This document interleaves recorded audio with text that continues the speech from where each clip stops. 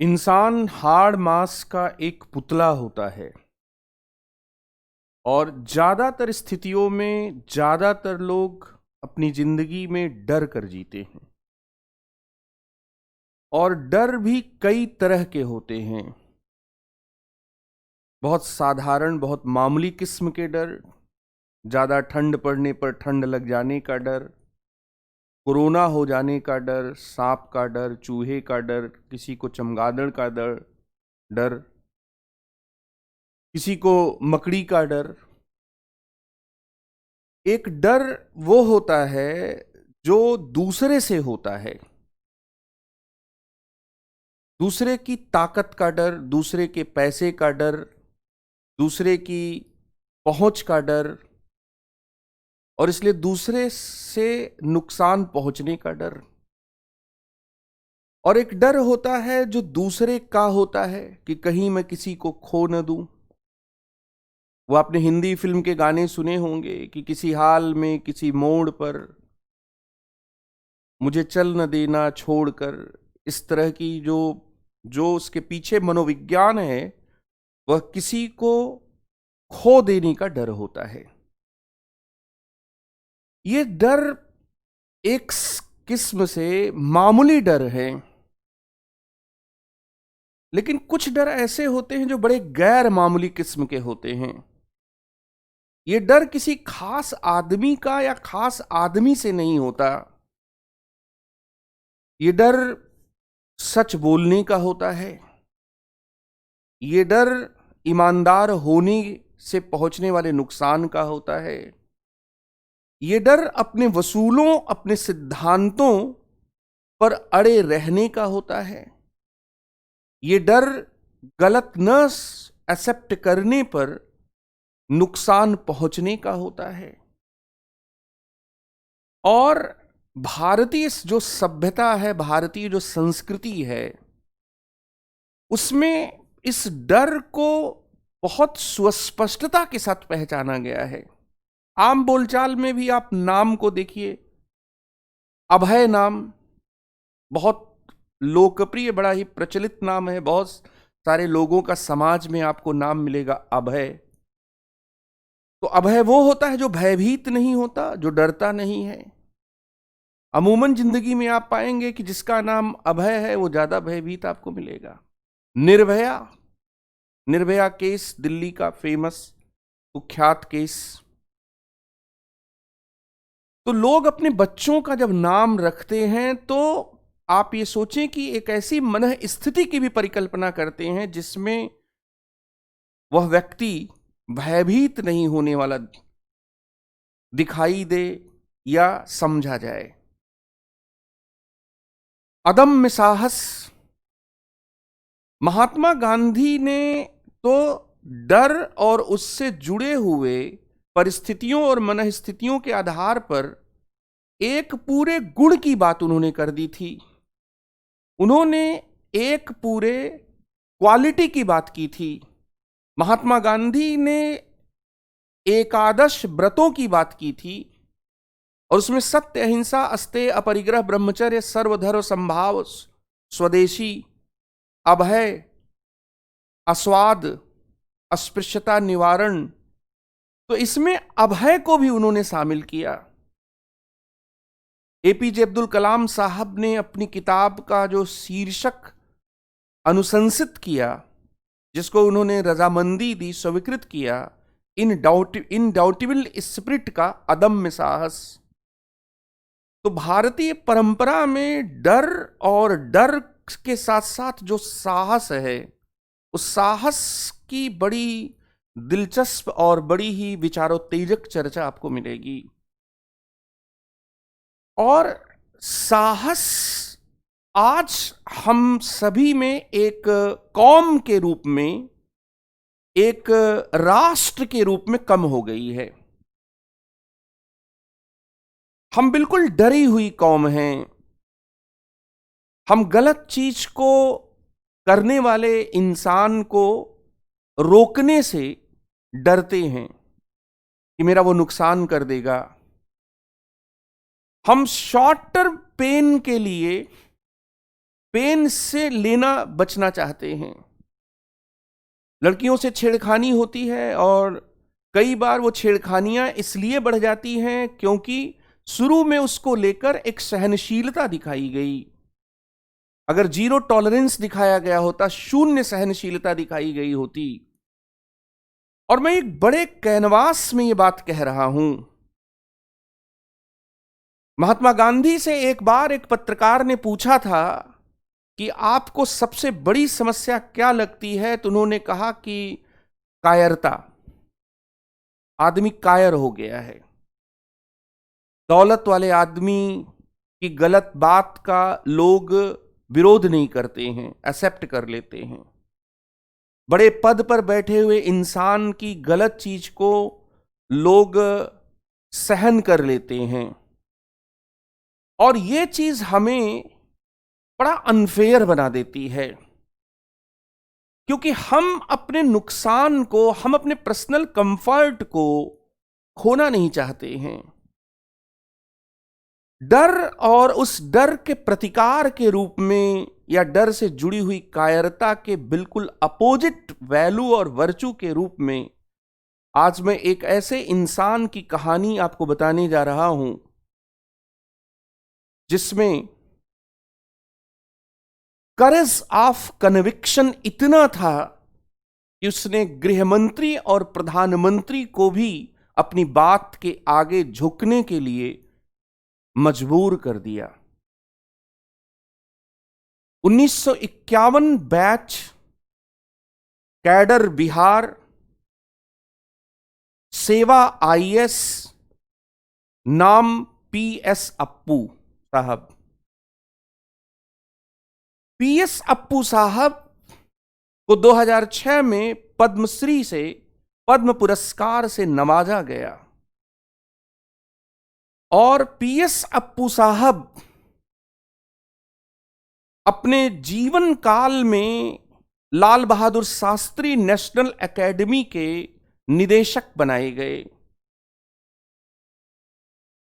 38वें foundation course 1981 की बात है। 40 आईएएस ट्रेनीज का, प्रोबेशनर्स का एक काफिला, एक ग्रुप कैमरेडेई की भावना से युक्त होकर मसूरी के बगल में बद्रीनाथ और फूलों की घाटी घूमने गया। 40 बच्चों के उस ग्रुप में, 40 आईएएस अधिकारियों के ग्रुप में 8 महिलाएं थीं। और उसमें एक हादसा हुआ। एक आईएएस प्रोबेशनर थे, ट्रेनी थे, वीके सिंह, विजय कुमार सिंह। उन्होंने अपने ही बैच के 3 लड़कियों पर बंदूक तान दी, रिवॉल्वर तान दी। मामला बस इतना ही था कि उन्होंने पीने के बाद, ड्रिंक करने के बाद ड्राइवर को बस को एक खास गांव की तरफ मोड़ने के लिए या इस रास्ता, खास रास्ता लेने के लिए कहा। और उनके साथ एक आईएएस प्रोबेशनर जो बैठी हुई थी, उन्होंने कहा कि ये जो व्यक्ति है ये ड्रंकन बिहारी है। उसके बाद उन्होंने बंदूक निकाली और बंदूक तान दी। मामला बड़ा गंभीर था। इस बात की शिकायत हुई। लाल बहादुर शास्त्री नेशनल एकेडमी के निदेशक के रूप में मामले की जांच के बाद 1951 बैच के आईएएस ऑफिसर अप्पू साहब ने सिफारिश की कि वीके सिंह को अकादमी से निकाल दिया जाए। उस जमाने में गृहमंत्री ज्ञानी जैल सिंह थे और उनकी सिफारिश पर कार्रवाई नहीं हुई। राजनीतिक हलकों में चर्चा थी कि वीके सिंह विश्वनाथ प्रताप सिंह तत्कालीन मुख्यमंत्री उत्तर प्रदेश के रिश्तेदार, दूर के रिश्तेदार हैं। और बिहार के ही एक मंत्री थे भीष्म नारायण सिंह।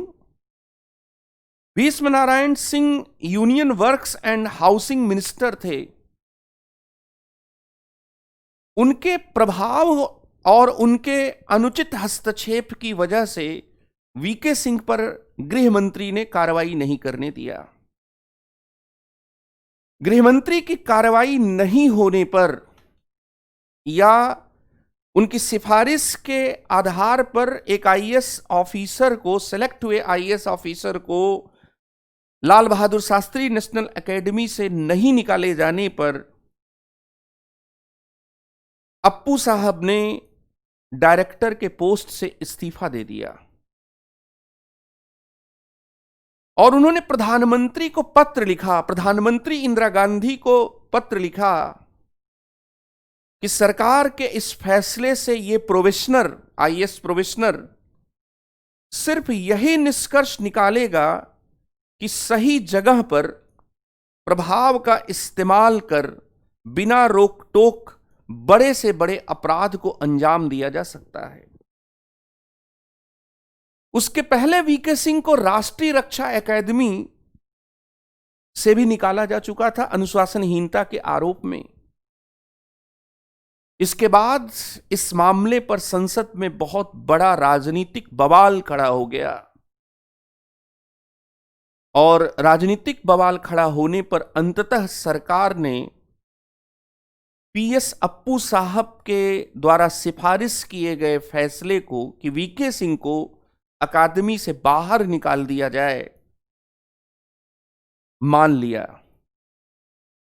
और उन्हें प्रोफेसर वीके सिंह को अकादमी से निष्कासित कर दिया गया। इसके बावजूद पीएस अप्पू साहब ने अपना रिजाइनेशन वापस नहीं लिया। आप इस सोचिए कि गृह मंत्री के द्वारा कार्रवाई नहीं करने पर प्रधानमंत्री तक बात पहुंची, बात संसद में उठी एक आईएएस ऑफिसर की सिफारिश पर, और संसद में बात उठने के बाद उस सिफारिश के अनुसार कार्रवाई भी हो गई, लेकिन निदेशक के पोस्ट पर विद्यमान पीएस अप्पू साहब ने आईएएस की नौकरी को लात मार दिया। जिंदगी में ज्यादातर लोग आपको ऐसे मिलेंगे जो अपने वसूलों के लिए कोई भी खतरा उठाने से परहेज करते हैं। वो हम कहते हैं ना कि जब आप साहसी होते हैं, जब आप सिद्धांत के अनुसार चलते हैं, तो आपको उसकी कुछ कीमत अदा करनी पड़ती है। Courage is the ability, courage is the willingness to risk personal comforts, even safety, for the sake of your principles, convictions. जिसे हम साहस कहते हैं, वह जोखिम लेने की वह योग्यता है जिसे हम अपने सिद्धांतों के दृढ़ विश्वासों के एवज में कह चुकाते हैं। और साहस भी बच्चों दो तरह का होता है। एक आवेगात्मक साहस होता है, करेज ऑफ इंपल्स होता है, और दूसरा होता है एक करेज ऑफ कन्विक्शन होता है, दृढ़ विश्वास का साहस होता है। जो दृढ़ विश्वास का साहस होता है वो आवेग के साहस से भिन्न होता है। आवेग का साहस, आप 10 फ्लोर की बिल्डिंग से कूद जाएं इंपल्सिव होकर, यह आवेगात्मक साहस है। आप किसी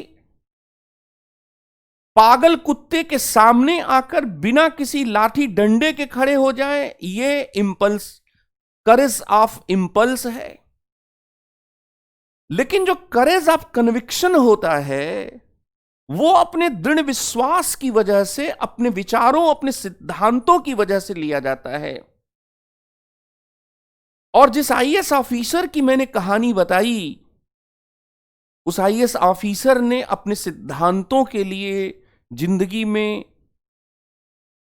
एकाध फैसले ऐसे और भी किए थे। अपने प्रोफेशनल लाइफ में उन्होंने एकाध फैसले ऐसे और भी किए थे। बिहार के जाने माने नेता कर्पूरी ठाकुर जब 1977 के इलेक्शन में जीते बिहार विधानसभा के चुनाव को, तो उन्होंने मंत्रिपरिषद में मंत्रियों के अपने कलीग्स की सलाह मशविरे के बाद यह तय किया कि मंत्री पद पर, जो मंत्री पद है, उस मंत्री पद पर या सचिव पद पर, मुख्य सचिव पद पर पीएस अप्पू नियुक्त किए जाएंगे। पीएस अप्पू से उन्होंने जब यह प्रस्ताव रखा तो पीएस अप्पू ने पहले ही कहा था कि इस पर पुनर्विचार कर लीजिए और मुझसे अधिक सीनियर 5 आईएएस ऑफिसर्स हैं, उनमें से किसी को नियुक्त कर लीजिए, वैसे भी मेरा दिल्ली जाने का मन है। लेकिन एक आईएएस ऑफिसर जब मंत्रिमंडल या मुख्यमंत्री फैसला कर लेगा कि उसे इस पद पर नियुक्त होना है, तो वैसी स्थिति में अनुशासन का तकाजा यह कहता है कि वह इसे स्वीकार करे। पीएस अप्पू पहले बहुत इच्छुक नहीं थे, उन्होंने इसे एक्सेप्ट कर लिया, लेकिन उन्होंने शर्त लगाई, और उन्होंने शर्त लगाई कि जब मुझे काम करने की पूरी आजादी होगी और मेरे काम में कोई राजनीतिक हस्तक्षेप नहीं किया जाएगा, तभी तक मैं इस पद पर रहूंगा। कुछ दिनों के बाद एक ट्रांसफर के मामले में हुई राजनीति के बाद खिन्न होकर उन्होंने मुख्य सचिव के पद से इस्तीफा दे दिया और योजना आयोग में कम प्रोफाइल वाली एक पोस्टिंग भूमि सुधार समिति के अध्यक्ष के रूप में स्वीकार कर लिया। लोग चीफ सेक्रेटरी बनने के लिए आज कितने जतन करते हैं, कितनी जी हजूरी करते हैं राजनीतिज्ञों की, और भारत में प्रशासन में राजनीतिकरण की जो शुरुआत होती है वह मुख्यमंत्रियों के द्वारा मुख्य सचिव की नियुक्ति से ही होती है। लेकिन पीएस अप्पू साहब ने मुख्य सचिव की नौकरी को भी या मुख्य सचिव के पद को भी छोड़ दिया। वे भारत की प्रशासनिक मशीनरी के पतन के संदर्भ में और उसके राजनीतिक हस्तक्षेप के संदर्भ में बहुत खिन्न थे, और उन्होंने अपने एक आर्टिकल में भी ये बात क्या है लिखी थी। इस तरह से जिंदगी में डर भी होता है, और उस डर से बाहर निकलकर अदम्य साहस से, दृढ़ विश्वास के साहस से, करेज ऑफ कन्विक्शन से काम करने वाले आपको कुछ प्रेरित व्यक्तित्व भी मिलेंगे, जिन्होंने इसके लिए निश्चित रूप से निजी जीवन की कुछ कुर्बानियां दी, कुछ उनकी सुविधाएं, कुछ उनकी चीजें छिन गई। लेकिन आज हम दर्जनों साल बाद अगर उन्हें याद कर रहे हैं तो इसलिए याद कर रहे हैं क्योंकि उनमें एक मूल्य के प्रति, एक वसूल के प्रति एक गहरी आस्था थी, और उन्होंने अपनी निजी सुविधाओं से ऊपर उठकर काम करने के लिए बहुत बड़ी कुर्बानियां भी की। ये दृढ़ विश्वास के साहस को, करेज ऑफ कन्विक्शन को पुष्ट करने वाली एक स्टोरी है, जिसको 2013 के आईएएस में और जिसको फिर 2018 के आईएएस में थोड़े थोड़े लफ्जों के चेंज के साथ क्या है पूछा गया। तो नीतिशास्त्र, एथिक्स जो है वह इन केसेस और इन उदाहरणों के माध्यम से स्पष्ट होती है। बहुत बहुत धन्यवाद।